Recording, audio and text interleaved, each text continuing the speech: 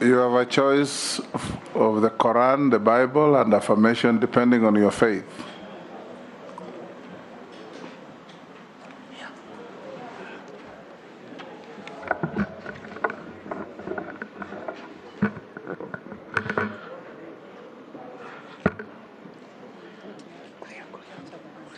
This one? Yes. Okay. I, Salim Mvurya Mvurya, do hereby swear to testify on all matters in question and tell this committee the truth, the whole truth, and nothing but the truth. So help me Allah.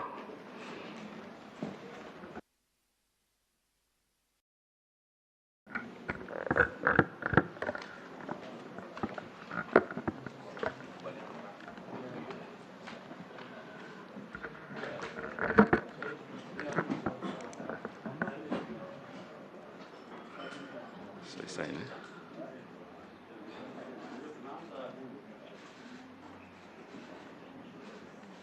Right, my name?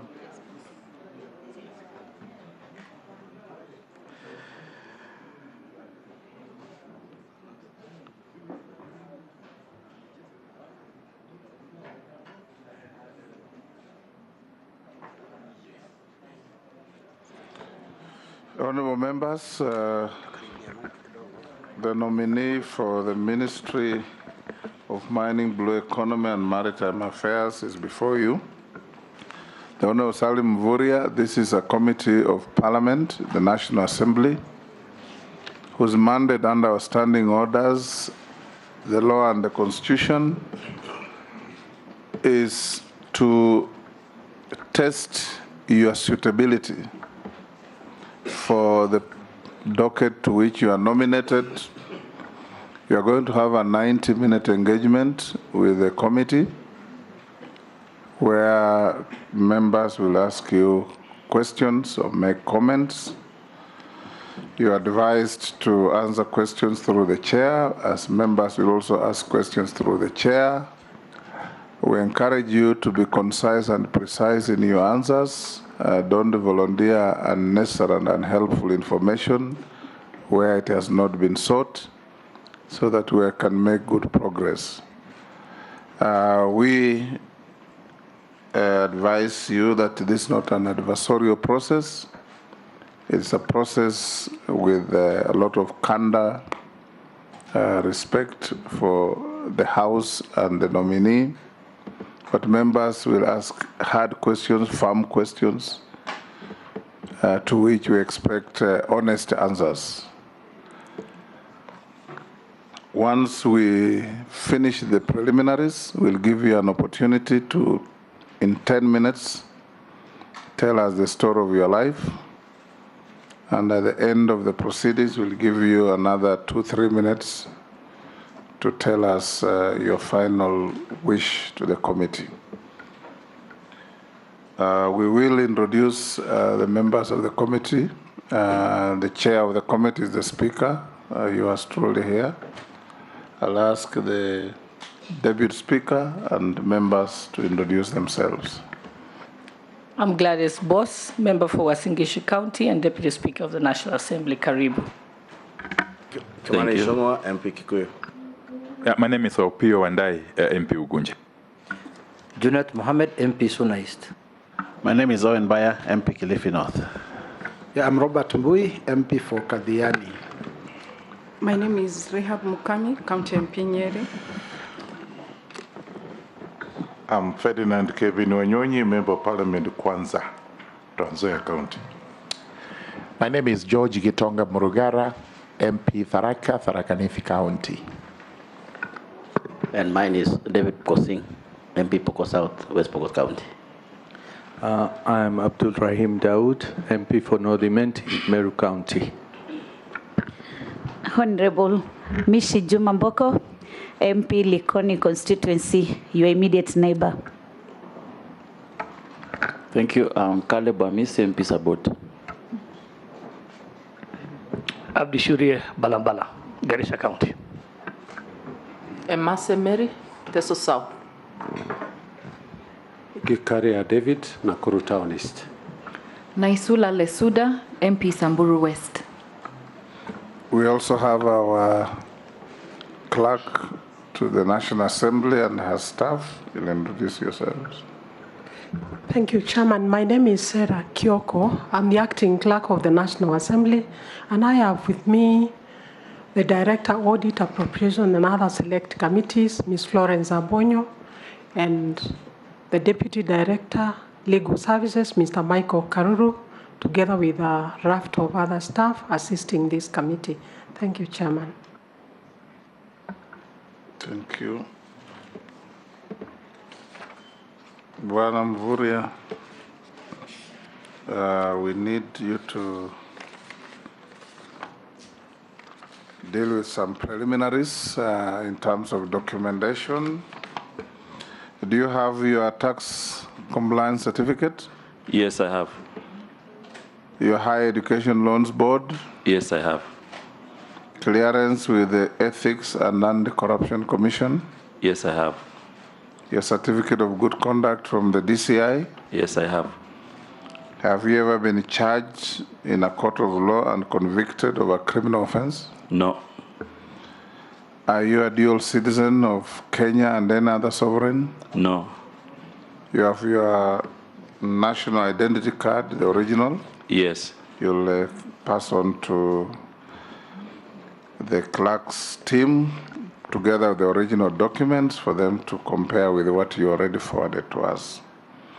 What is your financial net worth? My financial net worth, Mr. Chairman, is 120 million in land, houses, bank accounts. Yeah. Houses, bank account? Bank accounts, yeah. No vehicles? Yeah, vehicles, sorry. Vehicles also. Yeah, 120 million. 120 million.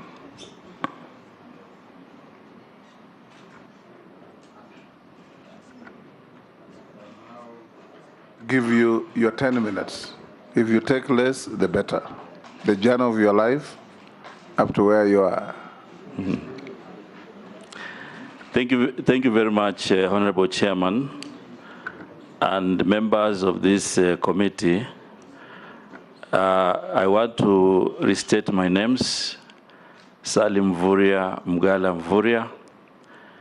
I was born in a small village in Kwale County called Kazandani. I went to school at Mavrivrini Primary School, and I finished KCP exam. Then I was admitted at Mpeketoni Secondary School in Lamu County, where I did my CSE, and I qualified to join Egerton University, where I graduated with a degree in agribusiness management. And thereafter, I worked for some time. Then I got a scholarship with the Ford Foundation in their international fellowship program. And I went to do my master's at the University of Sussex Institute of Development Studies in Brighton, England, UK. I started working as a contractual employee in 1995 at Rea Vipingo Plantations, where I was a field monitoring officer. Thereafter, I joined Tegemeo Institute of Development Policy and Agriculture, where I worked as a research assistant for about 1 year. And in this particular research project, we were able to move around 11 districts of our country.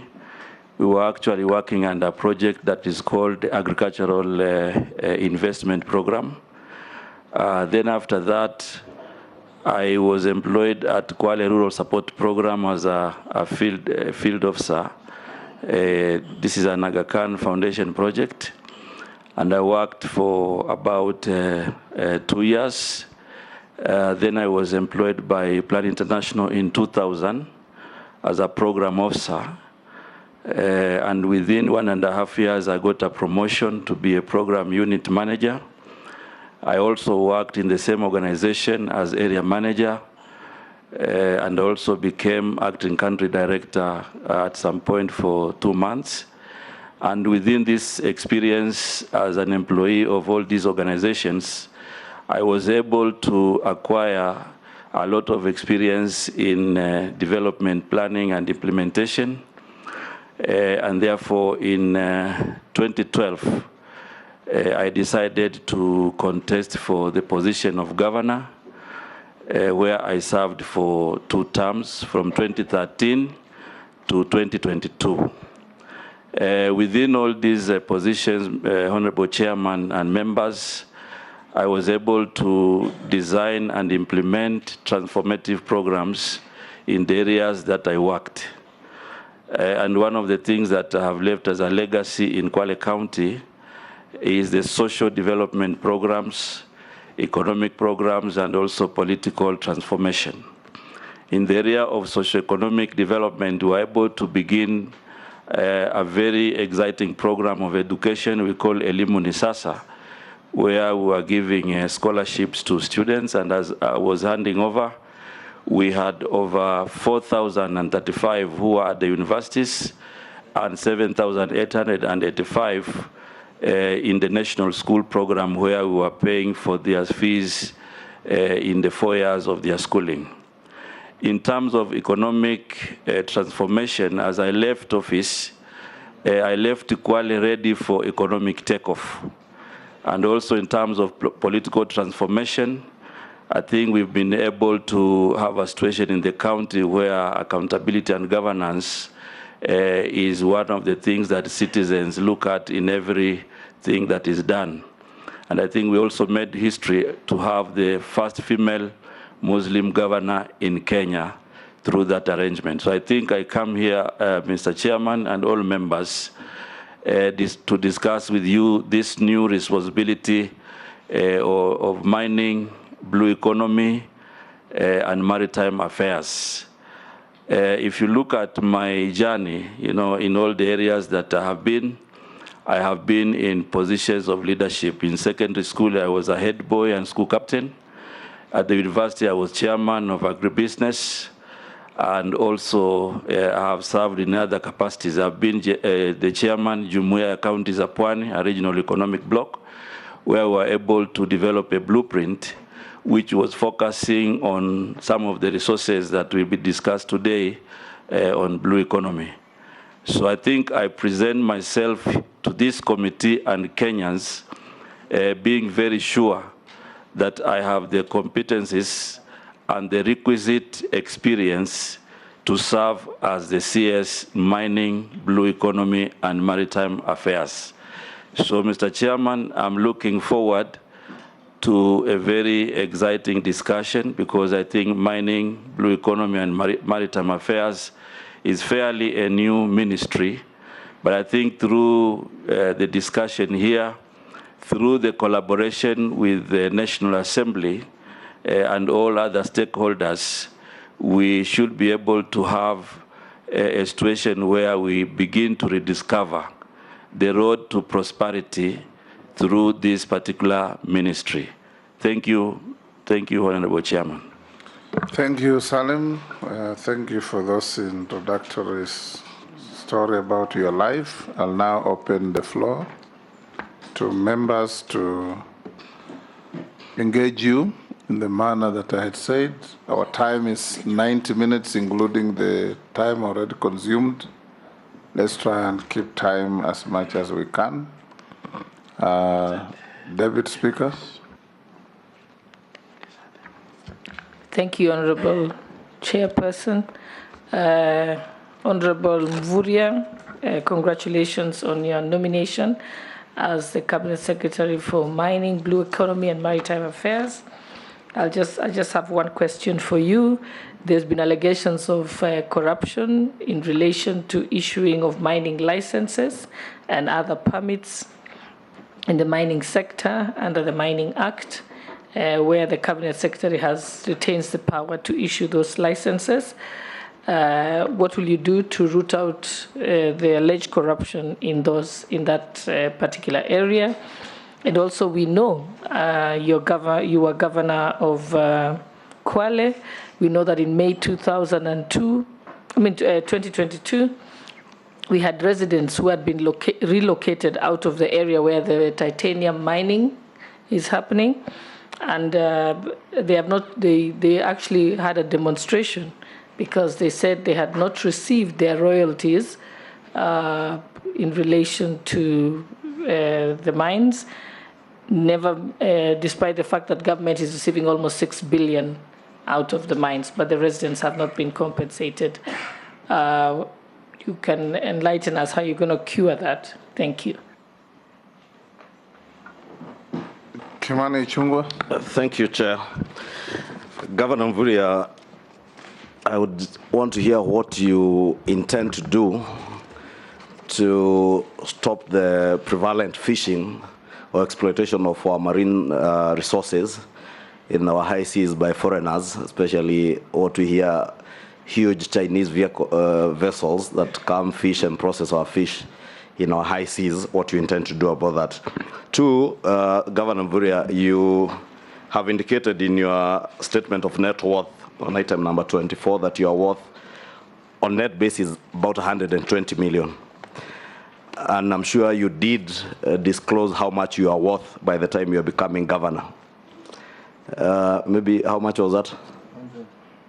Before being governor in 2013? In 2012, I think it was less than 10 million.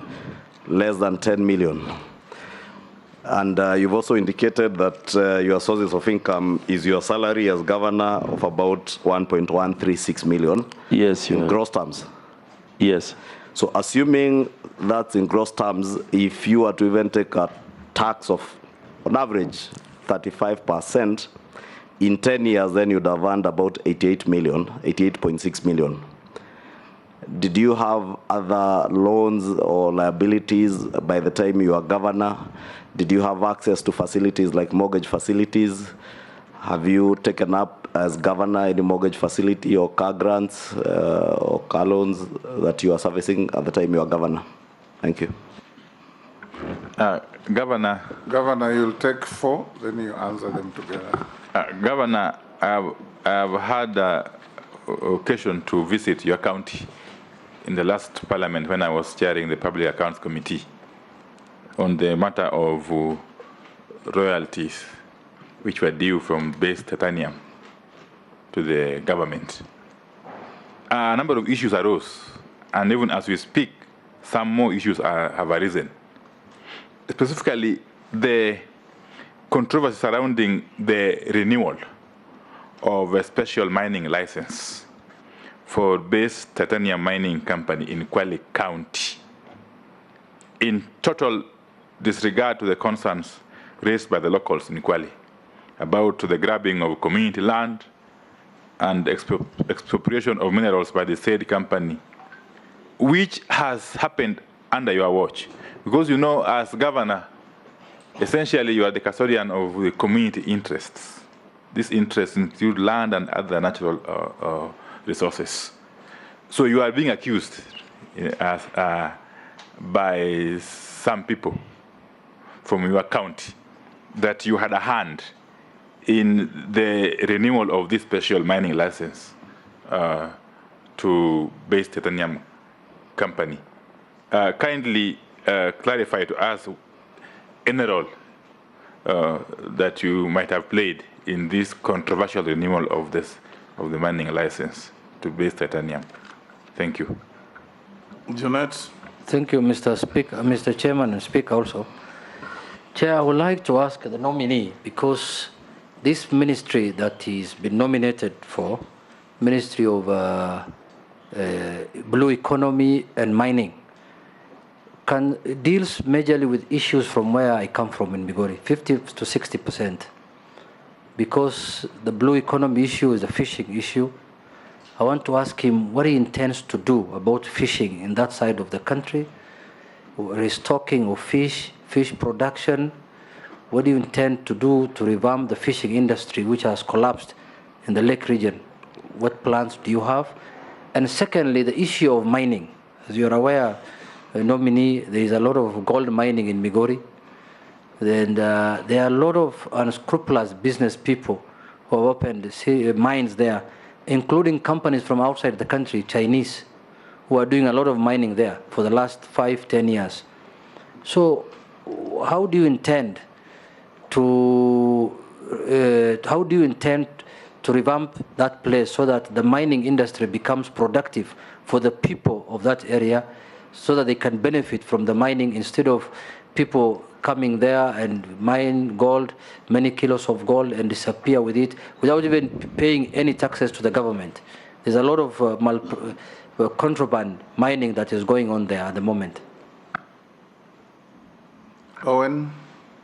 Just a quick one, Governor. Just one. The fishermen at the coast, especially, they want fishing nets, they want fishing gears, and they want all these inhibiting statutes removed and regulations removed, so that they're able to go to the ocean, to the sea, fish, and make money, especially the hustler fishermen. But there's a lot of inhibition.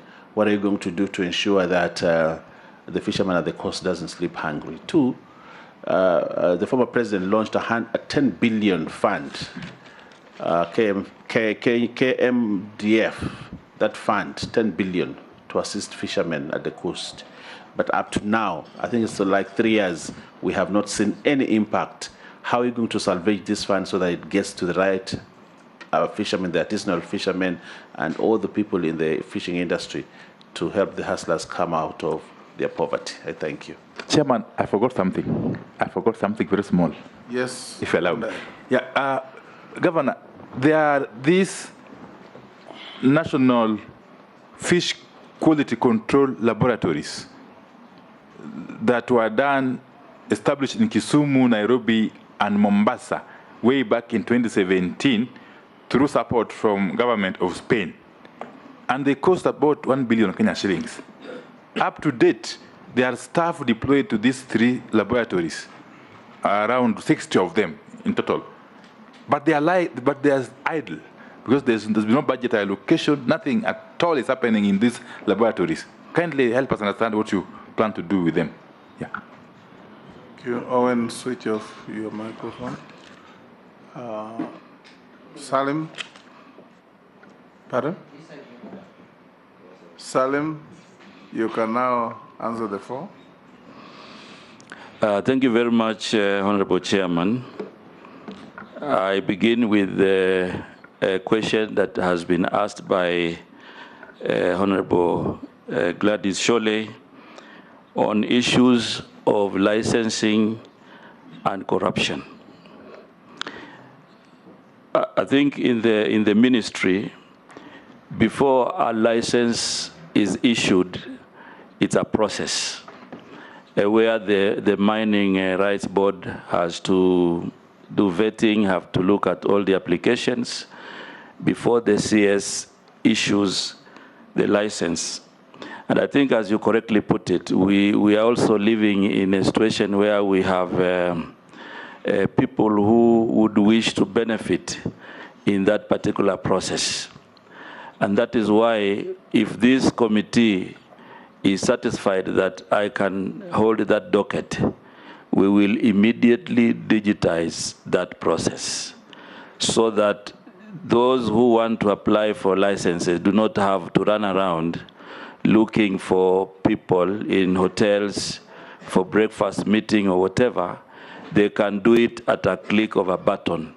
So I think once this committee is satisfied, one of the very early actions that I will take at the CS is to make sure that we digitize this particular process so that then it becomes easier to control, it becomes easier also to track, and it also becomes easier to know those people who have applied for licenses. Because within the process, if it is manual, you could have a situation where one applies a license, they stay for 5 years, another one applies in 3 months, and they are licensed. So I think this is what I plan to do to be able to address the issues of corruption.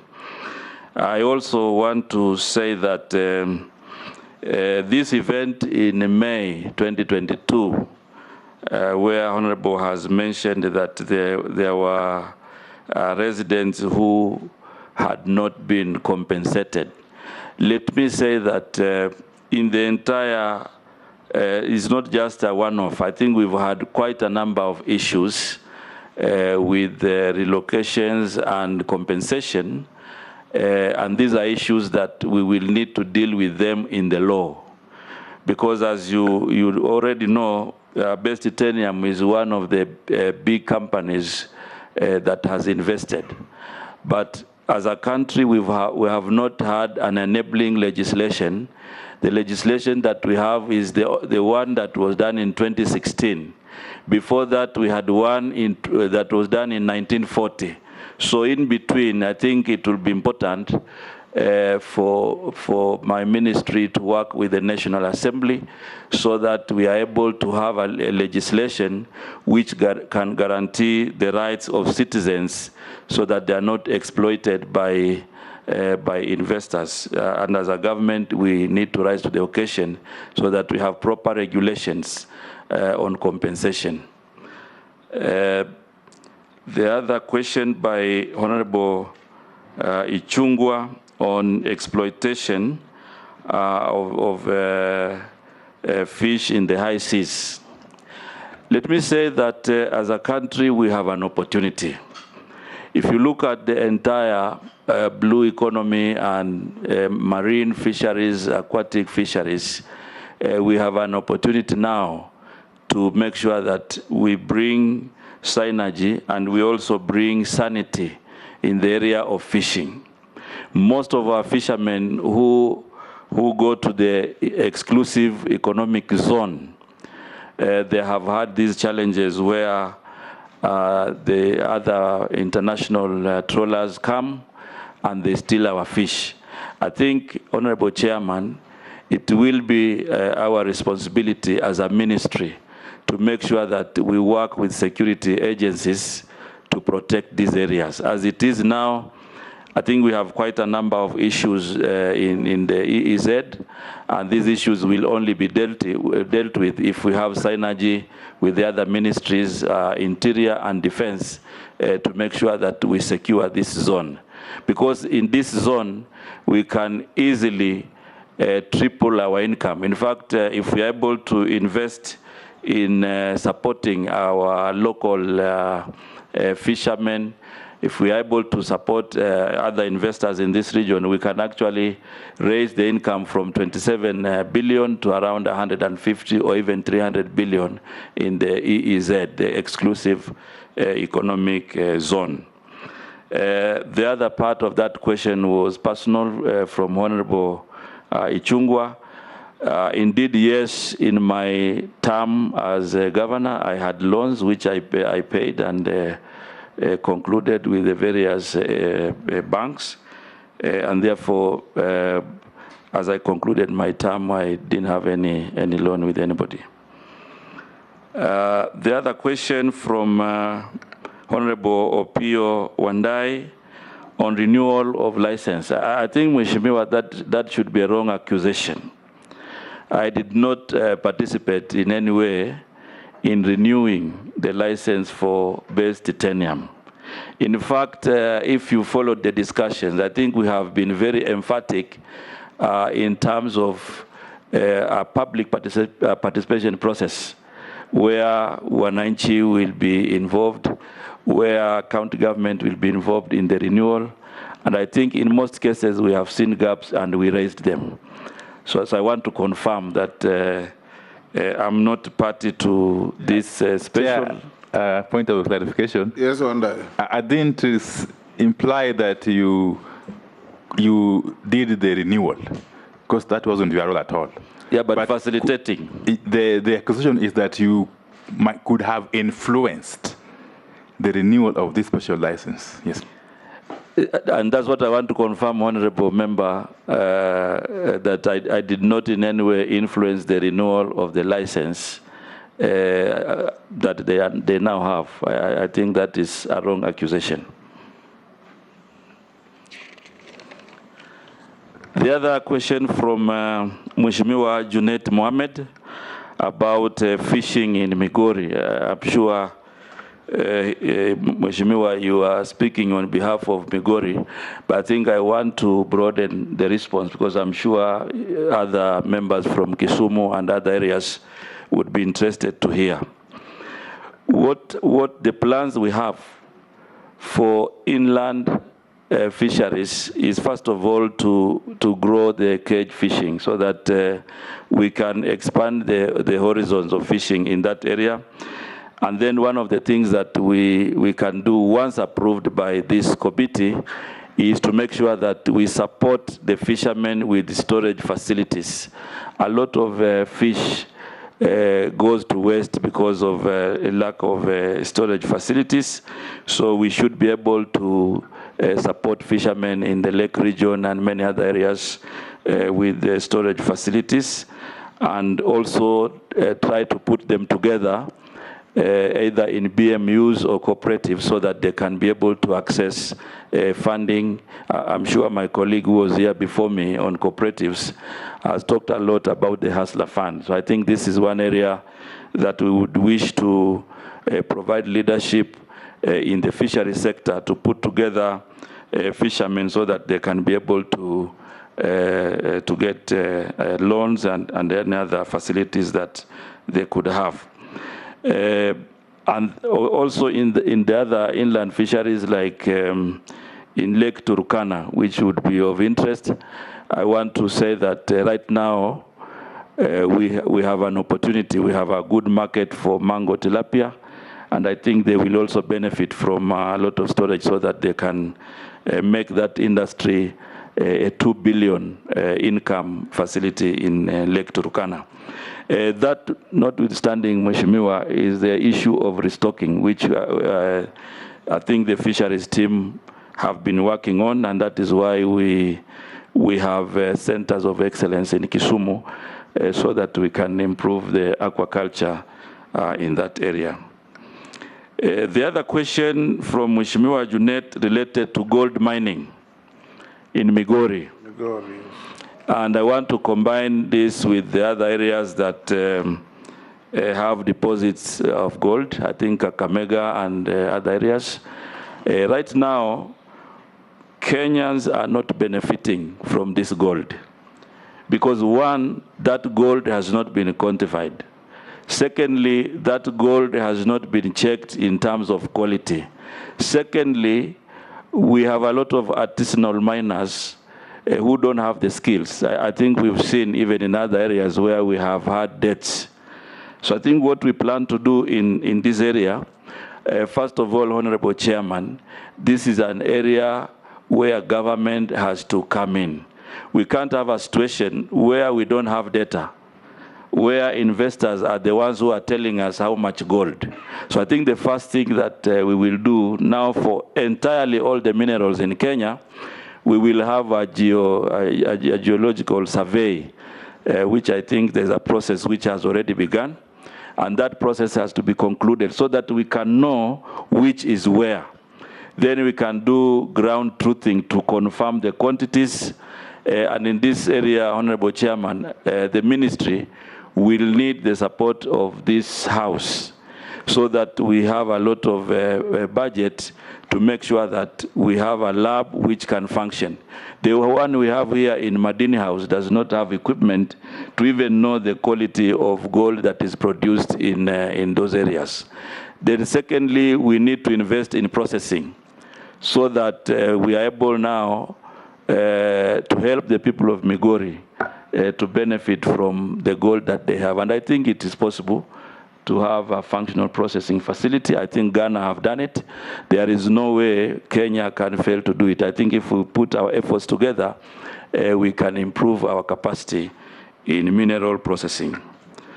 Mheshimiwa Owen Baya has raised an issue about the statutes and the fishing nets. I think we have a law, a fisheries management law, which was passed in 2016. Honorable Chairman, it will be important for the ministry to work with the National Assembly to provide the necessary regulations, because currently we don't have regulations. Even in licensing, we are losing a lot of money because there are no regulations that have been done to operationalize this law. So I think the first thing we will need to do is to come back to this House so that we can do the regulations, and those regulations then, I'm sure a honorable member will have a lot of public participation so that these regulations are favorable to the artisanal fishermen.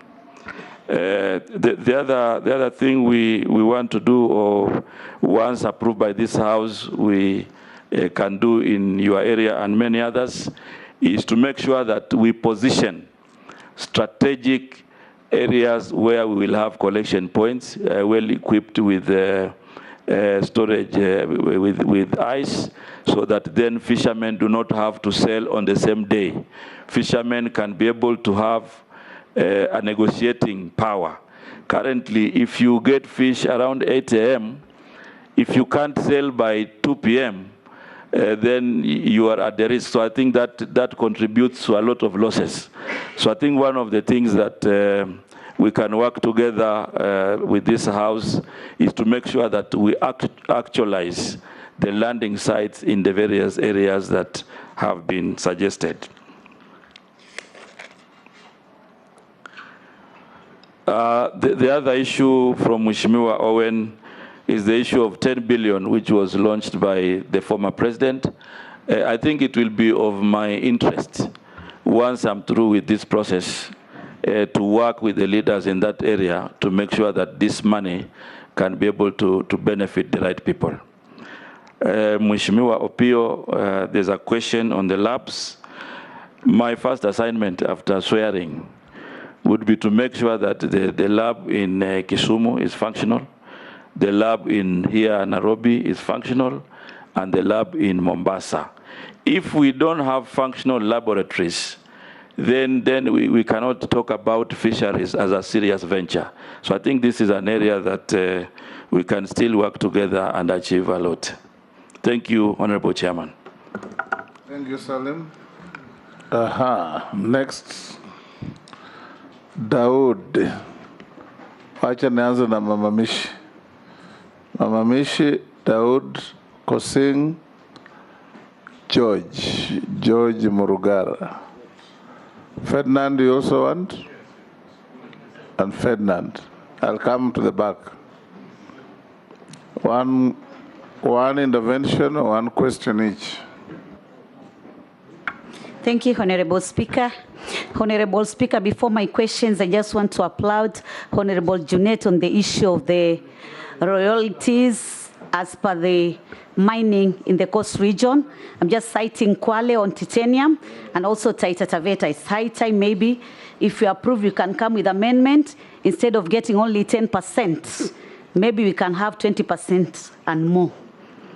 My question will be on two areas. One will be on the Kenyan seafarers, commonly referred as Mabaharia in Kiswahili language, or you can call them Masela. Honorable Chair, the Baharia or the seafarers have been raising a lot of concern regarding inhuman working condition, though the country has done a lot on port management reforms. The Seafarer Union have always said that most of the welfare issues have been neglected or rather have been overlooked. The issues are in terms of proper agreement, safety, health measures, medical cover at sea, and social security for Kenyan Marines working aboard and local and foreign fishing or merchant vessels.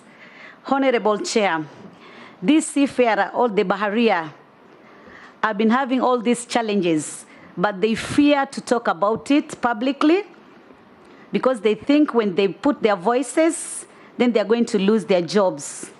But actually, there is a lot which is happening in the merchant vessel, or rather in the fishing vessels. Sometimes even the crews disappear, and you don't even get the report or other information regarding their whereabouts. There are also incidences of murder, injuries, and so many other issues. Honorable Chair, I would like to ask Honorable Member who is the nominee, what kind of intervention or other measures is going to put in place to ensure that our baharia or rather our seafarers are going to have a conducive environment in terms of working in the vessels. Thank you. In the same perspective, Honorable Chair, please, because Kilimo Samawati comes from the coast region, I would like to be given 2 questions, if possible, through you, Chair. Okay, go ahead. Yeah, Honorable Chair, due to bad governance at the State Department of Maritime Affairs, it has been very difficult for our students in this country to acquire marine studies. Most of them, they have to travel to Malaysia, South Africa, Tanzania, and other countries.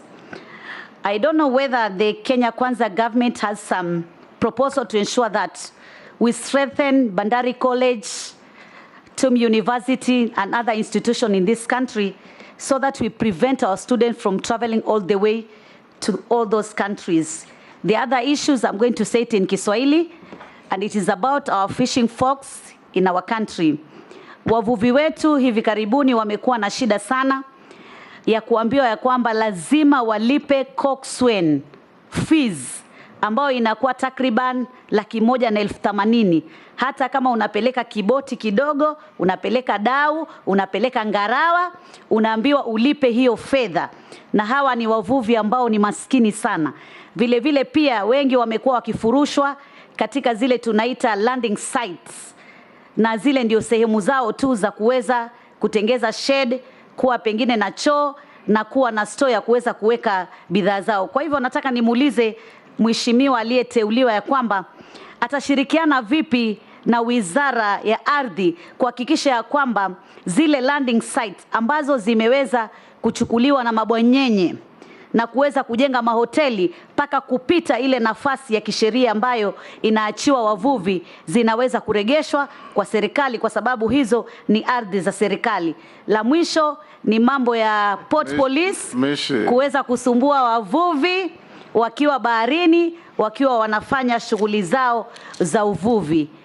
Na tuboreshe kilimo samawati, tuboreshe kilimo cha samaki. Asante. Let nobody emulate Mishi. Daud. Thank you, Chair. Congratulations to Governor for nomination.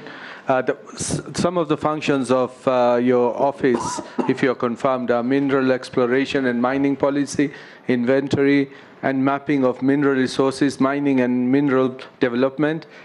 There's an author who did a geo survey in Meru. And you know, because a lot of people think Meru or agricultural areas do not have minerals. This was done by Kasim Mustafa in 2015, where he did magnetic studies of iron ore in deposits in Beo area in Meru. My question to you, CS nominee, is once you come in, are you going to just focus on areas which are normally known for mining, or are you now going to focus on the whole country so that we know we've got iron ore in many places so we can get it? So I want to ask that only from you. And there is this thing about quarries. We've got issues in quarries because Meru is where we get people dying in stone quarries. So what are you going to do about that? Thank you. Next, Honorable Kosing. Thank you, Chair. And maybe a small interest is that Mvurya and myself were beneficiaries of one of the most prestigious scholarships in the world, Ford Foundation Scholarship. When you went to Sussex, I went to University of Bradford.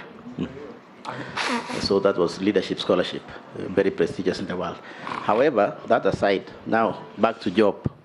Honorable Mvurya, I didn't get your proper explanation on the artisans, small scale miners. This is what builds an economy of many people, particularly in arid areas. And I want to take a specific example of West Pokot County as an example of other places in the country. Mvurya, you see, this is what supports many people in almost most rivers in Pokot, Turkana, Tiati, and so on. And if that would be developed, Honorable Mvurya, that might be an alternative to cat wrestling, so that at least people can also move from cat wrestling to maybe this formal and likable kind of industry. But the government has never been there. Your ministry only is in Nairobi. Before you came, hopefully this committee will approve you. It's only known in Nairobi. It's not known in Pokot. So can you take that on as an alternative, maybe source of livelihood to the Pokot? And finally, what is the relevance of putting mining in blue economy? Or, take it this way, putting blue economy in mining. What is the relevance? It's a little bit confusing. I'm sure you didn't do the executive order. But of course, now as a minister coming in, possibly, what do you think is the relevance of putting those industries together? I thank you, Chair. Point of order, Chair. Yes. There was nobody on the floor. I think that is an unfair question because he didn't author, the nominee never authored that ministry. I have not stopped cursing because he knows I had stopped Ferdinand when he asked a similar question. The nominee has no hand in framing the portfolio. He's only been nominated to go and run the portfolio. But that is a relevant question, Speaker, that I asked him. It's a very relevant question. What does he think is the relevance of putting blue economy and mining? He's a well-educated person. He's going to answer that. I know. Thank you, Speaker. George Murugara. Thank you, Chairman. Was there a nominee? Tharaka constituency in Tharaka-Nithi County is extremely endowed in minerals, but they are not exploited. And the reason why they are not exploited is the fact that you have not devolved your ministry almost or at all. We have a lot of iron ore strewn across the whole area of Tharaka. Gemstones actually find their place in Tharaka. If you are approved by this House, do you intend to devolve your ministry to sub-counties like most of the ministries, such that where we have a DCC, we also have a mining officer? Because with that, we'll be able to know what we have and what is of benefit to the country. Ferdinand? I had some time to go to Kakamega gold mine area. Sadly, the incident happened in Migori, where these so-called miners actually, if you go there, it's so crowded, and people sit there forever looking for mines and coming out. Sometimes it's a problem. You know of a case where recently somebody was buried for almost 2 months. And luckily, they managed to get the remains of the poor boy. What if you get this chance to be a minister for mining? What plans would you have in mind to be able to control this kind of sad cases? And I'm sure it's not really the first time they've had other cases like that in the past. Thank you. Salim, can you deal with us? Thank you very much, Honorable Chairman. I begin responding to the issues raised by Honorable Mishi Boko, the MP for Likoni. And she wanted to know whether there could be an amendment on the law so that royalty can be shared differently. Honorable Chairman, I want to say that the Minerals Act 2016 apportioned royalty sharing to 3 parties. The national government, 70%, the county government, 20%, and the local community, 10%. Today, I'm sitting here before this vetting committee, but also having been a governor, I want to say that that sharing has not been realized. And as we follow up, I think what I've noted is that, for example, the 10%, there is no framework that has been developed by National Treasury to share.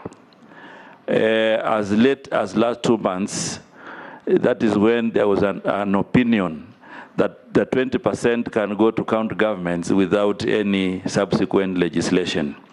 So I think this is an area that requires not just an amendment, but we need to work together so that we can actualize this provision of the law. Because the law has provided, but there are no mechanisms that this has been shared. And I think we have had a lot of struggle. So what I want to say, Mheshimiwa, now that we know this challenge together, make a favorable recommendation so I become the CS and we work together on this matter. Precisely. Secondly, you asked about the issue of Kenya seafarers and their human conditions and welfare. First of all, Honorable Chairman, I want to say that once approved by this committee, we have grand plans to make sure that we employ 1,500 seafarers through some partnership with MSC. And therefore, these issues of human welfare, I'm sure they will recur. But I know these are issues we can work together, one with the National Assembly and the requisite Ministry of Labor, so that we can be able to have a good framework where our seafarers can have an enabling environment to work not only in Kenya, but also abroad. So I want to confirm that we will have a positive intervention in this, so that then we have a situation where our seafarers can benefit from this particular employment. Alongside that, I want to inform this committee and the House that in terms of skills, in fact, most of the seafarers who will be looking for are those with basic skills, plumbing, pool attendant, and many others. However, for them to work in the ships, they need to undergo other trainings like safety and others which are relevant when they work in the ship. And that is why one of the important institutions that we need to work with is the Bandari Maritime Academy. We need to work together in this House to properly resource Bandari Maritime Academy, so that then the situation where we have people trained outside this country, which is very, very expensive, then we can stop it and people can be trained within the country. And once they are trained, they are assured of a job in those ships. The other issue that Mheshimiwa raised is the issue of bad governance in the Bandari and Kenya Maritime Academy. I think these are matters which, once approved, then we can delve deep into them and make sure that we have a solution and we have institutions that are responsive. But more importantly, we will need to work together with this House to properly resource these institutions so that we can be able to have some training ground. And it's not only Bandari. I think we have an opportunity to establish another institution in Kwale and many other areas of our county. So I think once we have a good collaboration, I'm sure then we should be able to resolve this matter. Nyingine umeuliza wavuvi walipe coxswain na wavuvi wenyewe ni maskini. Jambo muhimu ni kwamba ile ambayo tunataka kufanya wakati nyinyi mtakuwa mmeidhinisha mimi kama waziri, ni kwamba hawa wavuvi wenyewe tunataka kuwaandalia masomo. Kwa sababu tunajua hawa wavuvi wengine wana ujuzi lakini hawakusoma. Kwa hivyo ni jukumu ya serikali kuandaa masomo yao ili waweze kusomeshwa. Badala ya wao kukodisha coxswain, wao wenyewe wanaweza kuteuana, kwa sababu tumeona katika bahari sehemu za Shimoni, sehemu zingine Lamu, tunavuka na dau ambazo wale ambao wanapeleka si kwamba ati walienda kusomea nje. Kwa hivyo hili swala ambalo tunaweza kulishughulikia. Swala lingine umeuliza kwa Kiswahili ni kwamba kuna wavuvi wengi ambao wanahangaishwa, na wakati Coast Guard ilianzishwa si kwa sababu ya kuwahangaisha wananchi, lakini kuwalinda wakifanya biashara zao. Kwa hivyo hili ni jambo ambalo wakati tutamaliza hatima ya shughuli hizi tutaweza kulishughulikia, ili wale askari wawe na nidhamu ya kuwalinda wananchi wala sio kuwahangaisha. Swala la ardhi kuanzia Lamu, kuanzia Kiunga hadi Vanga, kumekuwa na zoezi ya kuangalia zile sehemu ambazo zitaweza kuwa bandari kwa wavuvi. Sehemu hizo zimetambuliwa. Kwa mfano pale Lamu kuna moja, pale Kilifi kuna Ngomeni, kuna nyingine inaitwa Kichwa cha Kati, kule Kwale pia zipo zimetambuliwa. Kwa hivyo nafikiri ni jambo ambalo litahitaji tu ushirikiano, alafu kisha tutaweza kulitekeleza. Lakini hiyo yote itategemea vile tutakubaliana kwa kamati hii.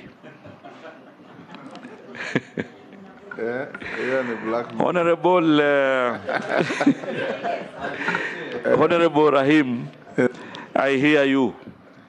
I have listened to you about this issue of geo-survey. You know, Honorable Chairman, in this country, I think we are now I don't want to say we are the only country, but we are one of those countries who seem not to worry about our prosperity.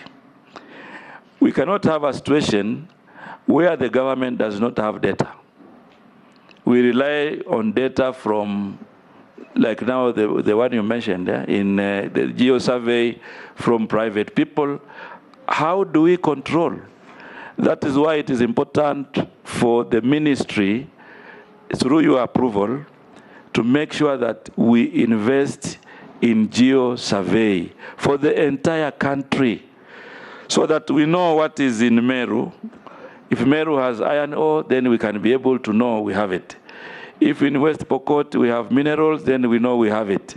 Then we can even go ahead and quantify. Right now, you know, right now the government is being held hostage by middlemen, people holding information. In fact, the other day, I heard people who are really celebrating. They're saying, in Kwale we have trillions of rare earth. Whose data are we relying?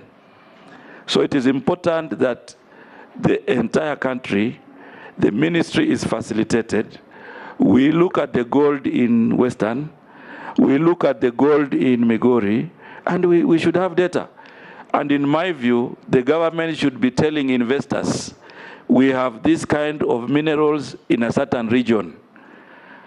Investors come and invest. If it is a double P or something that will be a single investment, then they can apply their license as such. The other thing we need to do is to invest in the National Mining Corporation. We set up a corporation through the 2016 legislation, but it is idle. It doesn't have a budget. It doesn't have any development funds.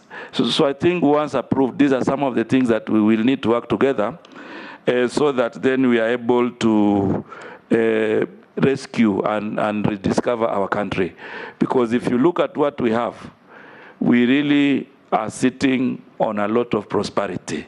And the only way we can be able to succeed is to have reliable data, which the government has done. So I think, I know there are other honorable members who had a similar concern. So I decided to put it together so that it can also respond to the other issues.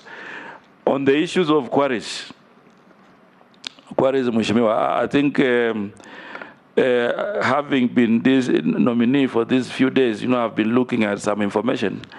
And I think we really need to come back to the House so that we can have legislation that guide all these quarries. Because, you know, it will only benefit our people if quarrying is also looking at issues of environmental protection. As it is now, I don't think we are there yet. So I think I would like to appeal to members of this committee that this is a matter which we can revisit once the approval process is done. Mheshimiwa Kosing, thank you very much also for reminding me that we were cohorts in the International Fellowship Program of World Foundation. Thank you very much. And I know me and you signed a charter to make sure that we work around issues of social justice. And that is why you have succeeded in your elections many times.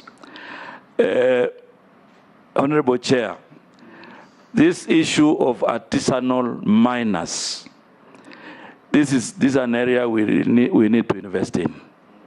Because artisanal miners moving from Taita Taveta, from West Pokot, from Western region, they are not properly organized. So one of the things we have to do is to properly organize them. Then we have to empower them. For example, in other areas who are doing gemstones, now we have a gemstone center.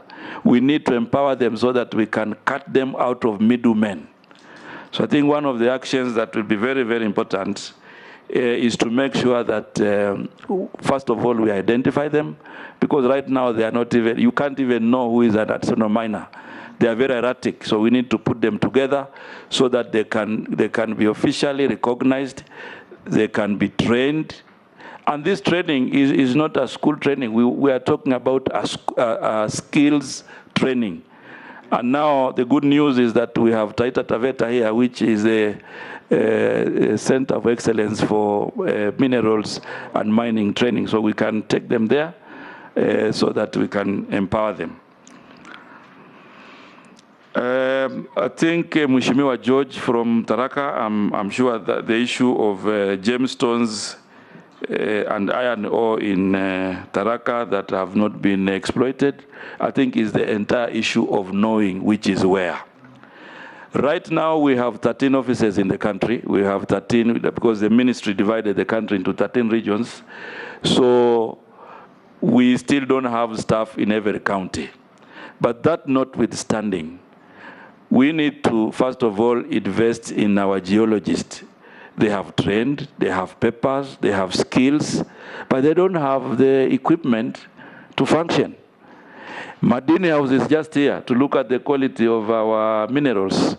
It doesn't have equipment. In fact, the gold in Kakamega, they do their quality check in Mwanza, Tanzania. Some do in South Africa. So I think as a government, we cannot allow that kind of situation. That also goes with people who have been doing exploration for many years. When they come to you, they are saying, we are not yet mining, we are just doing exploration. But they are selling gold. Yeah? So it is important that we work together to arrest this. And the only way is to make sure that we have data, we empower our technical team so that then we can be able to have prosperity in this particular sector. And I think that's the same with Mheshimiwa Ferdinand. I think I agree with you. I have seen, and I know that artisanal miners have died because they go there to do mining without any skills. Wanafunga tochi tu hapa. You know, and then all of a sudden we have reports. We have to make sure that we have proper regulations. We have to make sure that artisanal miners have proper skills so that they can also, you know, even when they die, nobody pays them. Even when they go through all this finding out where there is gold, the middlemen undercut them in the price. So I think these are some of the issues that we need to work together so that we can bring prosperity. And even though I didn't want to answer the unfair question why the ministry was called the way it was called, but I think I want to thank the wisdom of His Excellency, the President, in putting together mining, blue economy, and maritime affairs.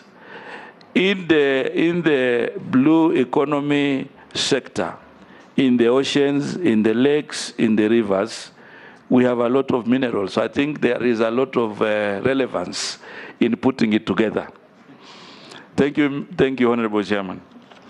Thank you.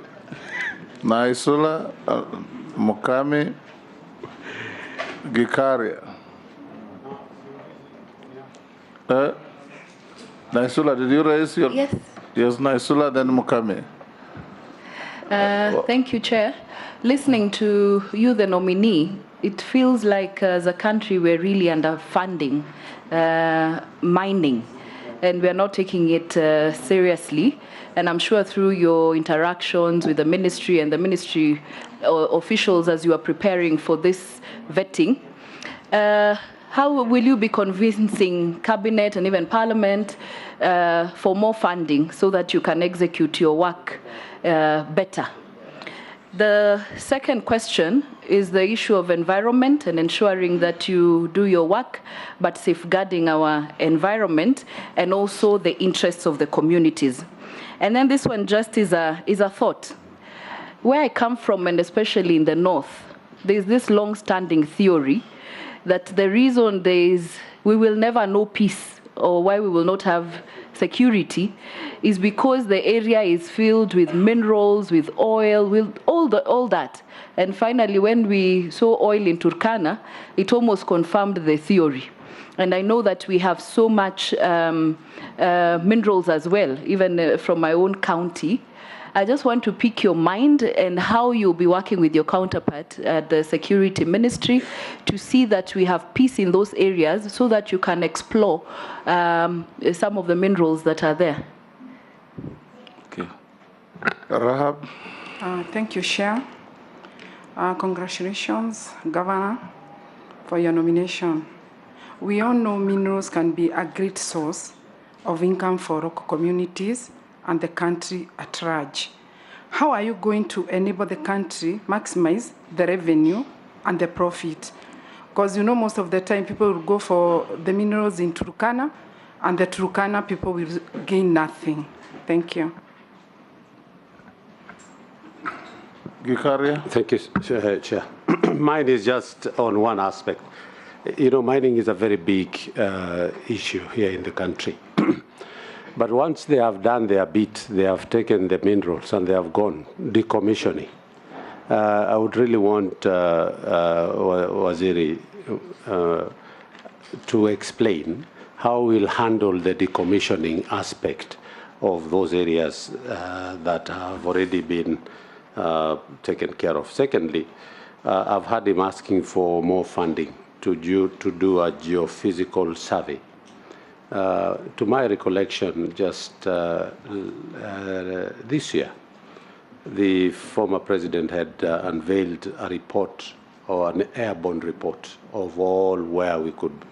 And I think there is a report to that effect. And I think it was unveiled by the former president himself. So maybe why duplicate? Why not use the report that is already there for you to be able to understand where all these minerals are? Thank you. Salim, you can answer those. Thank you very much, Honorable Chair. And I begin with the question from Honorable Naisula Lesuda. She wanted to know how I would be able to convince Cabinet to allocate more budget to this particular ministry. I think the first thing that we need to appreciate is that this ministry, even though new, it holds the road to prosperity. In fact, if I'm allowed, I would say we will rediscover our prosperity. If we want to prosper, then we need to invest in this particular ministry. Not only mining, but even the other aspects of blue economy and maritime affairs. Kenya's international trade, 90% is done in the ocean. So if 90% of our international trade is in the ocean, then definitely this is a very important aspect that we will need to put on the table to be able to fund. If you hear the figures, even though we don't want to say that they are genuine, about the minerals in the different parts of the country, then you know very well that this is an area we will need to support. And I'm not just going to convince Cabinet, but I'll be coming to this House also to convince you. And I'm happy that apart from asking for the budget, I will also come to this House to account. So I think it's a very a fair discussion that we work together to make sure that we inspire prosperity in this ministry. Secondly, you talked about the insecurity in your region, and the suspicion is that there are minerals and other resources.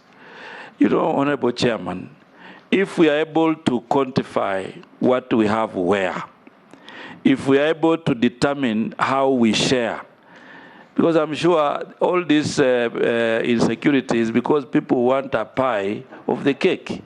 But once we know, in Samburu, for example, we have this mineral here, we have this, and the quantities, and we have a good royalty formula backed by an operationalization through regulation, then I'm sure we should be able to convince warring parties that, okay, you don't need to fight, because after all, you have your share.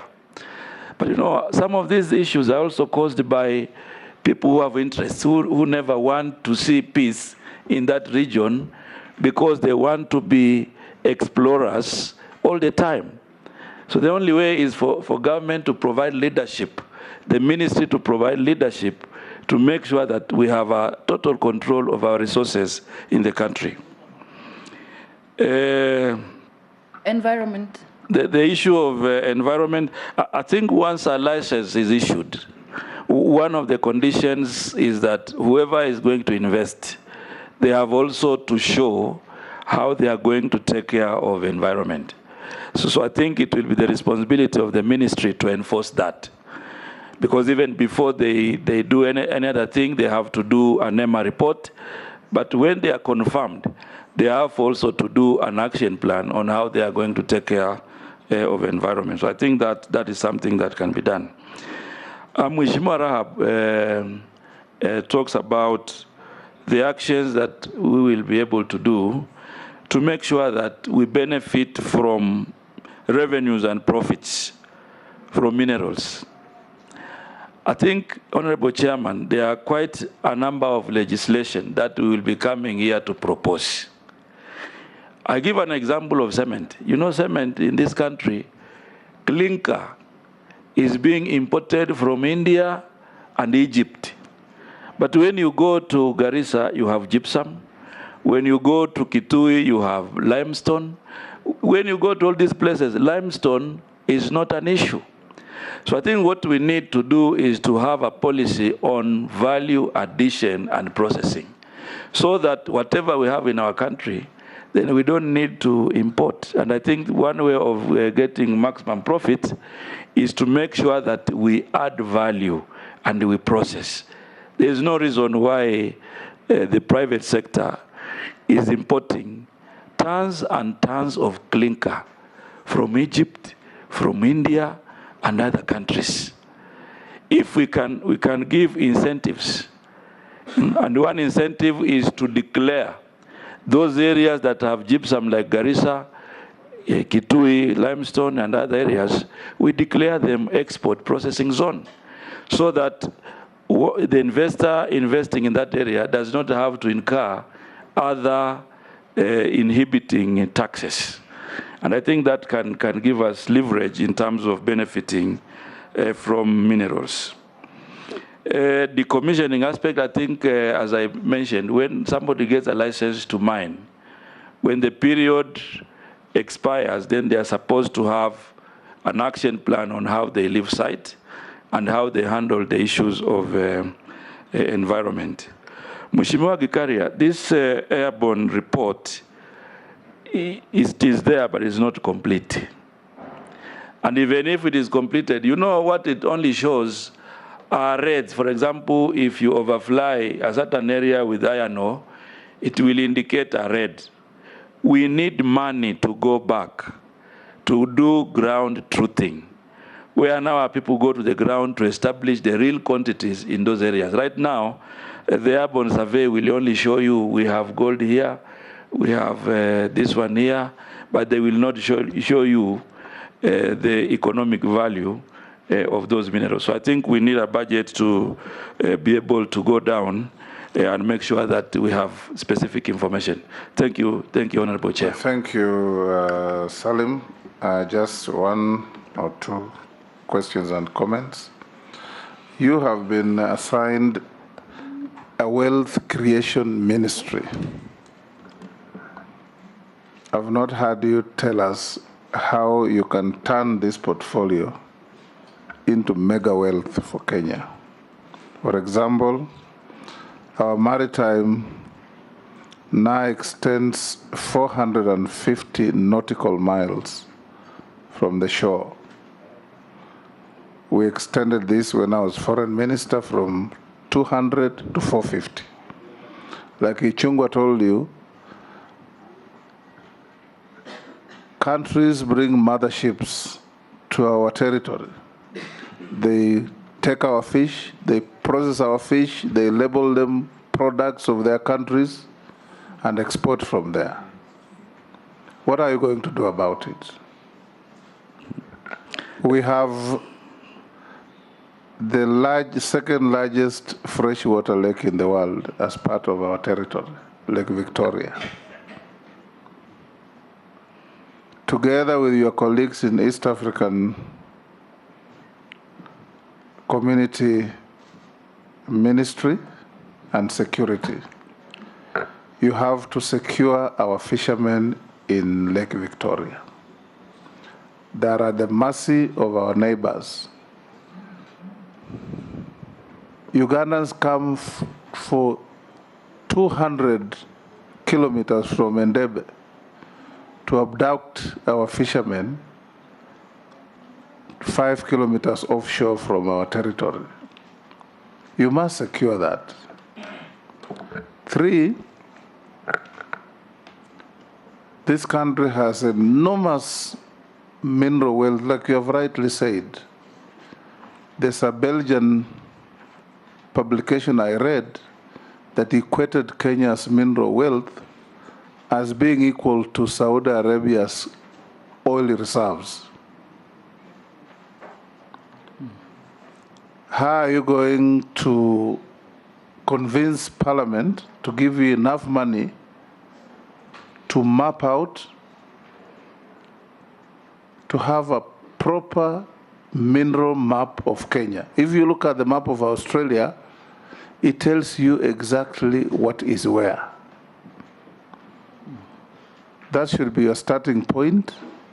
Then you must also strengthen, together with the Office of the Attorney General and good lawyers in practice, mining contracting.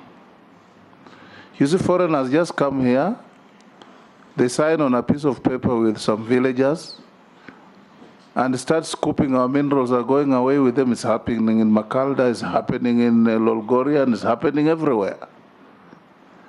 As a custodian of our wealth, you must also have a ministry with a very strong contracting department that helps communities, individuals, and the country to have proper contracts with proper royalties defined, proper profit sharing, so that we can be able to benefit. Otherwise, we'll end up producing so much and having so little, enriching other countries.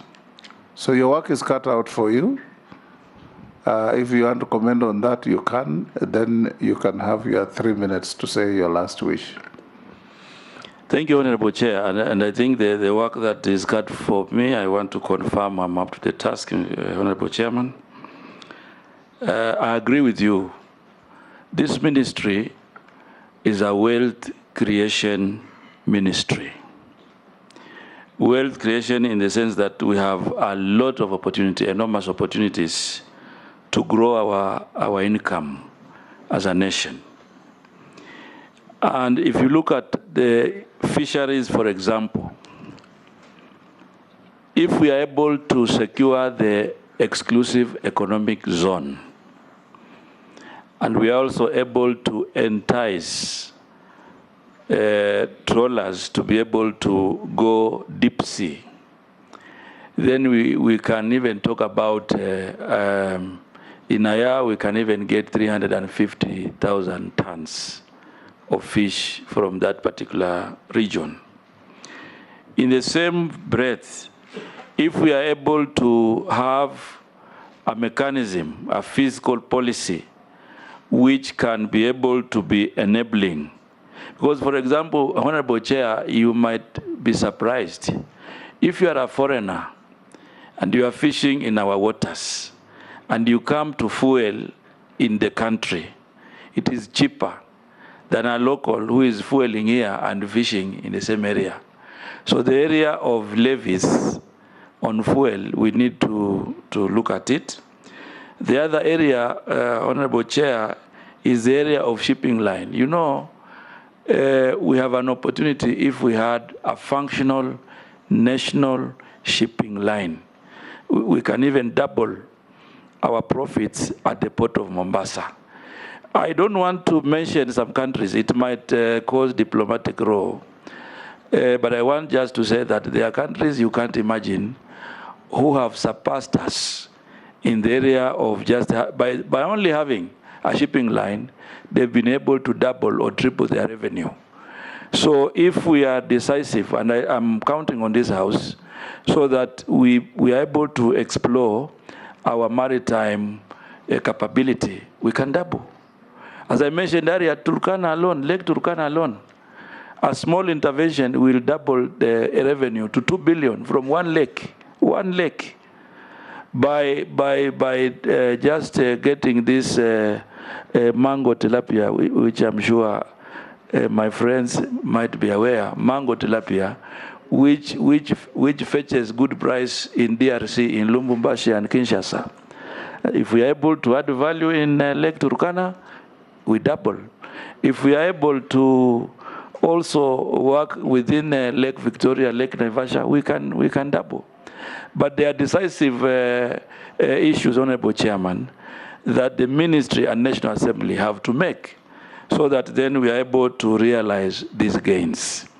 And part of it is to make sure that Liwatoni, this is storage place Liwatoni, I know it's done phase 1. It becomes the landing site for all the fish in that area. So the somebody does not fish in Kenya and offload in Seychelles. We want them to fish in Kenya, offload in Kenya, add value in Kenya, create jobs in Kenya.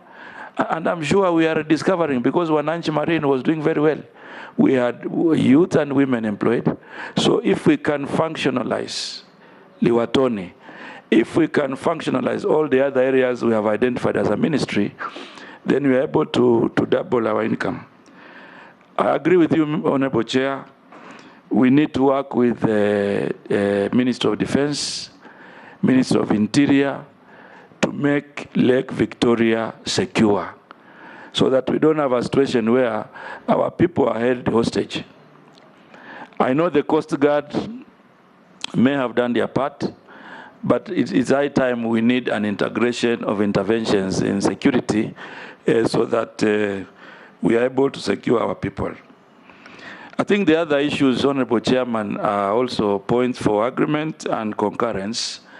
The one on contracting, strengthen mining contracting, and having a strong contracting department. I think I've noted this, and once I'm confirmed and sworn in, I should be able to... If you are confirmed, not once you are... Okay, if I'm confirmed, and then we should be working together, yes, Honorable Chairman, absolutely, to expand these ideas so that then we are able to gain a lot of prosperity in our country. Yes. On the aspect of decommissioning. We have, you have not answered about decommissioning mines. I think before you answer that, Dawood wants to ask something about FLOSPA. Thank you, Chair. CS nominee, there is in the Kerio Valley, we've got Kenya FLOSPA Company Limited, and on 23rd of September 2022, it has been gazetted to be dissolved, or dissolution of that company, of Kenya FLOSPA. together with the other companies which are there, do you think, if you are confirmed, will you be able to look into it and reverse those companies which are beneficial to Kenyans?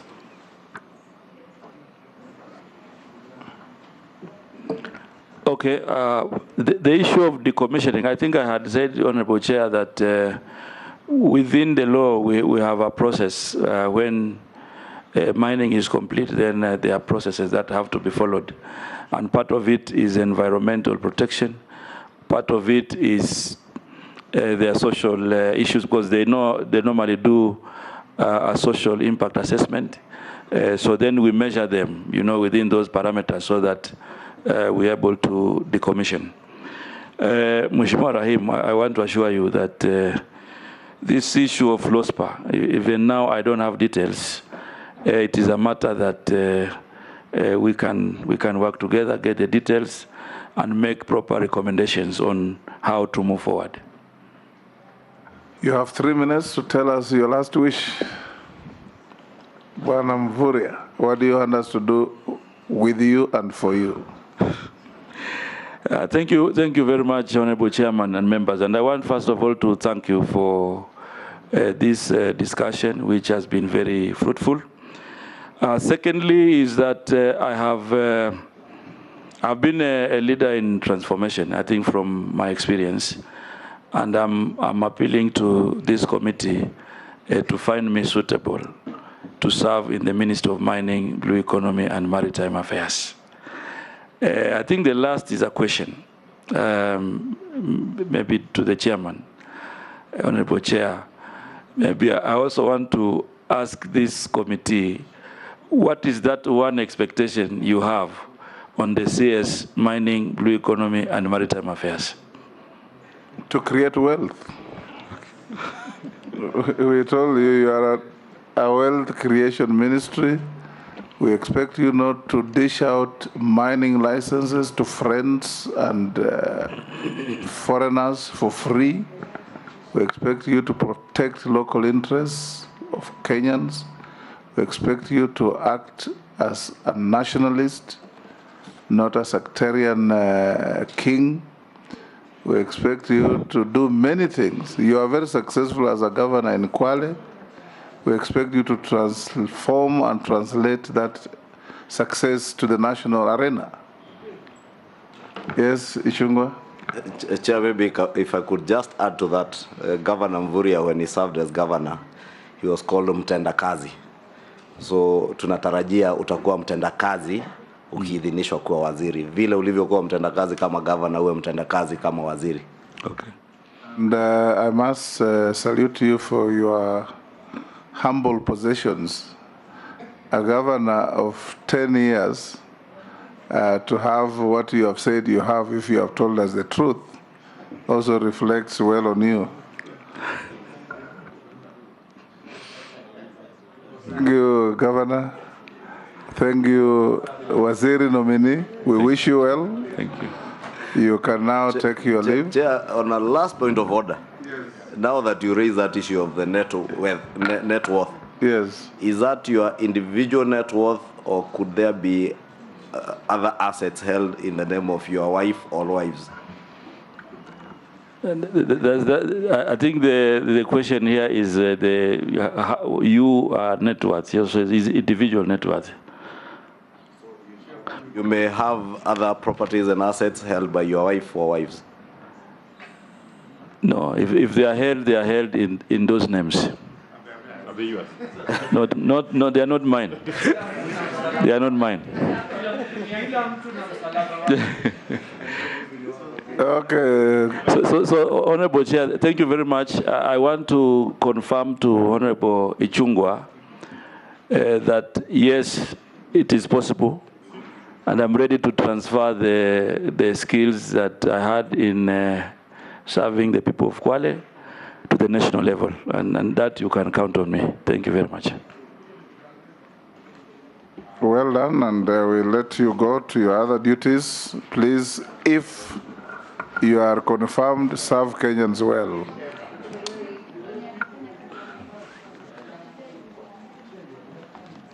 As it is now 1:06. We have 2 to go. Huh? Is it? Okay.